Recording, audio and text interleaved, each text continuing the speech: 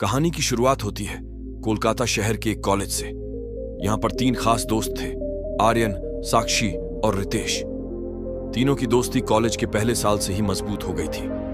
आर्यन एक होशियार और मस्तमौला लड़का था, साक्षी एक समझदार और सुंदर लड़की, और रितेश एक शर्मीला पर दिल का साफ लड़का। तीनों का कॉलेज जीवन बहुत ही खुशनुमा और यादगार रहा। आर्यन का मजाकिया स्वभाव, साक्षी की मीठी बातें और रितेश का गंभीरता से बात करना, सब कुछ मिलाकर इनकी दोस्ती एक मिसाल थी।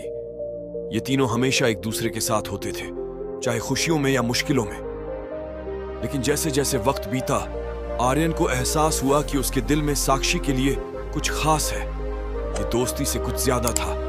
उसे लगने लगा कि वह साक्षी से प्यार करने लगा है। दूसरी ओर साक्षी का दिल रितेश के लिए धड़कने लगा था। उसे रितेश की सादगी और ईमानदारी ने बहुत प्रभावित किया था। आर्यन अपने दिल की बात साक्षी को बताने की हिम्मत जुटाने लगा। वहीं साक्षी सोच रही थी कि वह रितेश से अपने प्यार का इजहार कैसे करे। रितेश को इन दोनों के दिलों के हालात का अंदाजा भी नहीं था।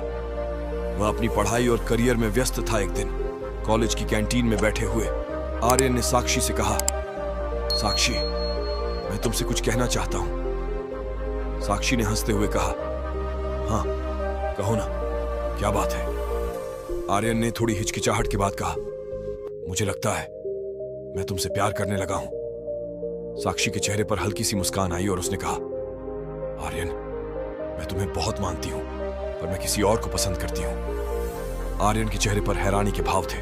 उसने पूछा, कौन? साक्षी ने जवाब दिया। रितेश। आर्यन को यह सुनकर बहुत दुख हुआ।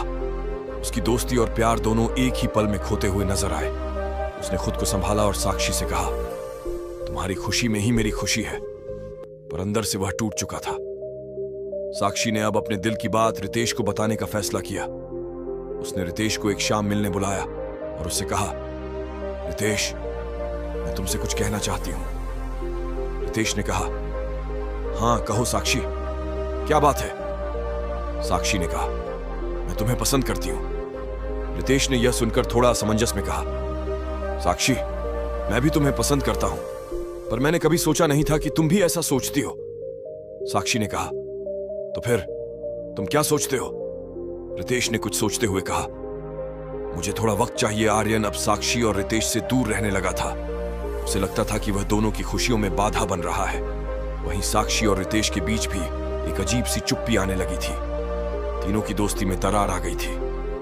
रितेश ने कुछ समय बाद साक्षी से कहा, साक्षी, मैंने सोचा और महसूस किया कि मैं तुम्हें अपने सबसे अच्छे दोस्त के रूप में ही देखता हूं। मुझे नहीं लगता कि मैं तुम्हें वह प्यार दे पाऊंगा जिसकी तुम हकदार हो।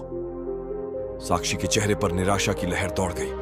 उसने कहा, मैं समझ सकती हूं रितेश, शायद यह सब हमारे लिए सही नहीं था। आर्यन को भी यह खबर मिली और उसने खुद को और साक्षी को माफ कर दिया। तीनों ने अपने अपने रास्ते चुन लिए।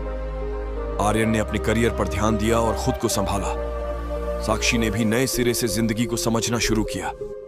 रितेश ने अपने करियर और खुद की आत्म खोज में खुद को व्यस्त कर लिया।